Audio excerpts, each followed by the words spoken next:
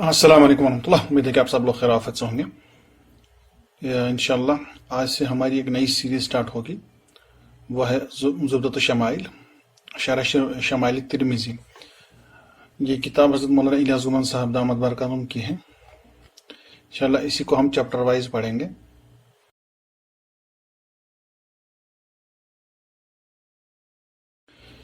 इसका जो पहला चैप्टर है वो पेज नंबर 39 से स्टार्ट होता है। बाब मा जा फी खल्क रसूलुल्लाह सल्लल्लाहु अलैहि वसल्लम। बाब हज़रत पाक सल्लल्लाहु अलैहि वसल्लम की ज़ाहिरी मुबारक शक्ल व सूरत के बयान में। क्योंकि हज़रत ने इसका अरबी मतन भी लिखा है। अगर हम अरबी मतन पढ़ेंगे तो ये क्लिप जो हो क्लिप नहीं रहेगी, वो एक लेक्चर बन जाएगा। तो हम इंशाल्लाह क्या करेंगे, बस तर्जुमा पढ़ेंगे इसका। जो पहला हदीस पाक है उसका जो हजरत ने तर्जुमा लिखा है, हजरत अली रदी अल्लाह ताला अन्हु फरमाते हैं कि हजूर पाक सल्लल्लाहु अलैहि वसल्लम बहुत ज्यादा दराज कद न थे और न ही बिल्कुल पस्त कद थे, बल्कि लोगों में दरमियाना कद वाले थे।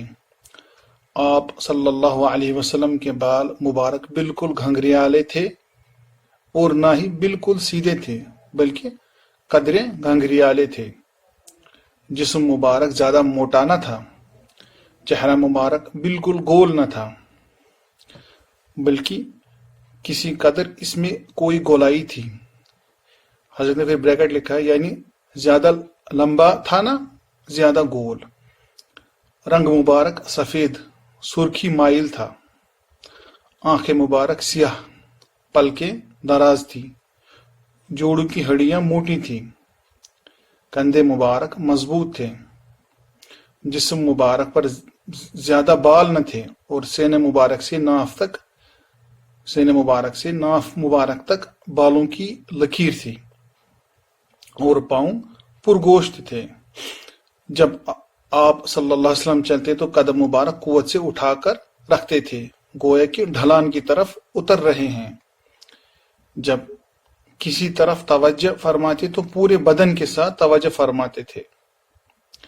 जब किसी तरफ तवज्जो फरमाते तो पूरे बदन के साथ तवज्जो फरमाते। दोनों कंधों के दरमियान मोहर नबुवत थी और आप सल्लल्लाहु अलैहि वसल्लम खातमुन नबीयीन थे। सबसे ज्यादा सखी दिल वाले और सच्ची जुबान वाले, सबसे ज्यादा नरम तबीयत वाले, सबसे ज्यादा शरीफ और मुअज़्ज़ज़ खानदान वाले थे। जो शख्स अचानक आपको देखता तो मरऊब हो जाता। जिस शख्स की आपसे जान पहचान हो जाती और आपसे मेल जोल रखता तो वो आपको महबूब बना लेता। आप सल्लल्लाहु अलैहि वसल्लम के औसाफ बयान करने वाला कहता कि मैंने आप जैसा आपसे पहले कोई देखा और ना ही आपके बाद। हजरत जो दूसरी हदीस लाई है उसका तर्जुमा, हजरत हसन बिन अली रदी अल्लाह ताला अन्हुमा फरमाते हैं कि मैंने अपने मामू हिंदा बिन्त अबी हाला रदी अल्लाह ताला अन्हु से हजरत पाक सल्लल्लाहु अलैहि वसल्लम के होले मुबारक के बारे में सवाल किया।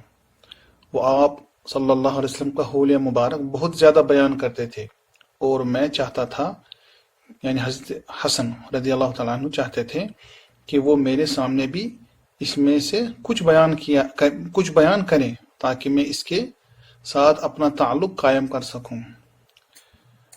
चनाचे उन्होंने बयान किया कि आप सल्लल्लाहु अलैहि वसल्लम अपनी ज़ात व सिफात के एतबार से अजीम थे, दूसरों की निगाह में अजीम मर्तबा वाले थे।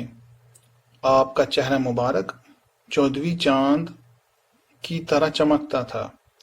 आप दरमियाना कद से जरा लंबे और लंबे कद से जरा पस्त कद थे, यानी आपका कद दरमियाना था। आपका सर मुबारक एतदाल के साथ बड़ा था। बाल मुबारक कदरे घंघरियाले थे। सर मुबारक में इत्तिफाकन मांग निकल आती तो निकाल लेते, वरना खुद मांग निकालने का एहतिमाम न फरमाते, यानी ज्यादा तकल्लुफ न फरमाते।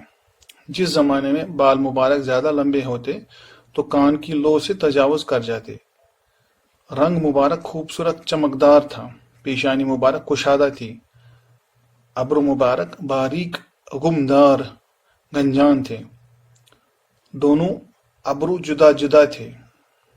ایک دوسرے سے ملے ہوئے نہ تھے،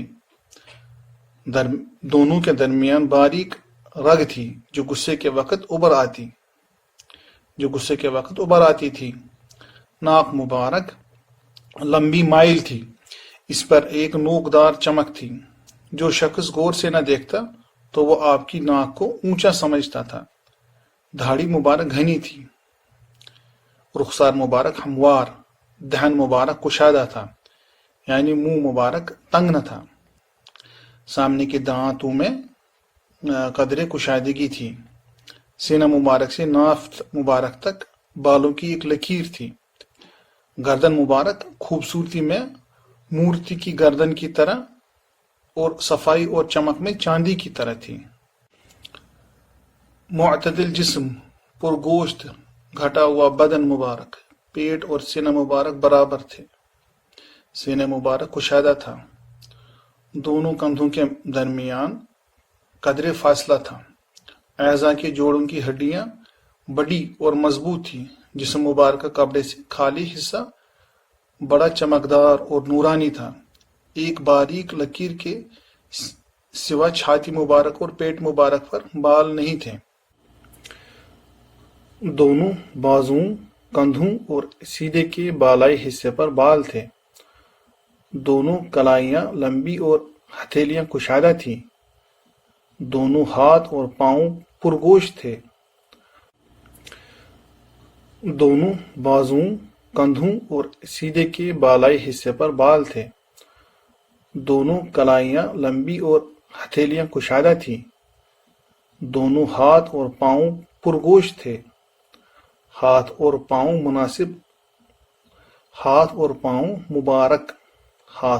مبارک کی انگلیاں مناسب لمبی تھیں۔ تلوے قدرے گہرے تھے اور قد ہموار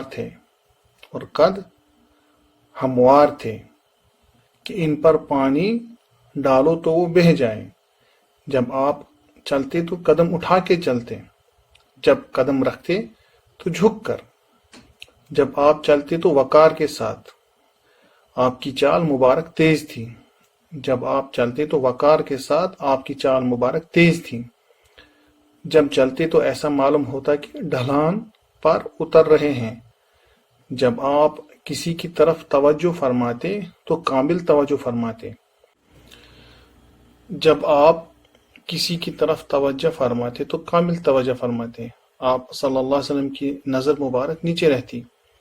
آپ کی نگاہ بنسبت آسمان کے زمین کی طرف زیادہ رہتی تھی، یعنی اکثر زمین کی طرف دیکھتے۔ اگرچہ یہ حضرت نے بیکٹ میں لکھا ہے، اگرچہ بسا اوقات وحی کے انتظار میں آسمان کی طرف بھی نظر اٹھاتے تھے۔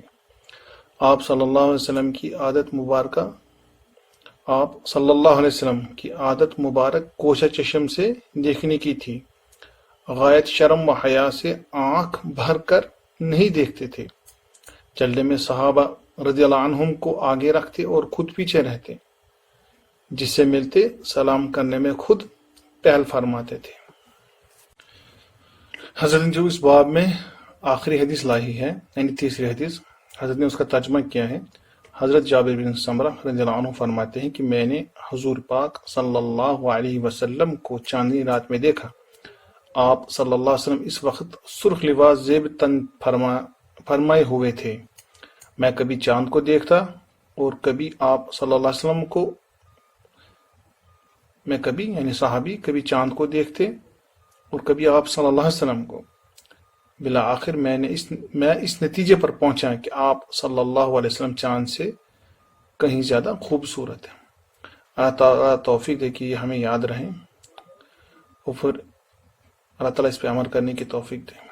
یہ اس میں حضرت نے 3 حدیثیں لائی ہیں، تو پھر اس کے بعد حضرت نے زبدہ لکھا ہے، یعنی اس میں جو کریم ہے، اس میں ہمیں حاصل کیا وہ انشاءاللہ اگلے لیکچر میں، اگلے کلپ میں انشاءاللہ۔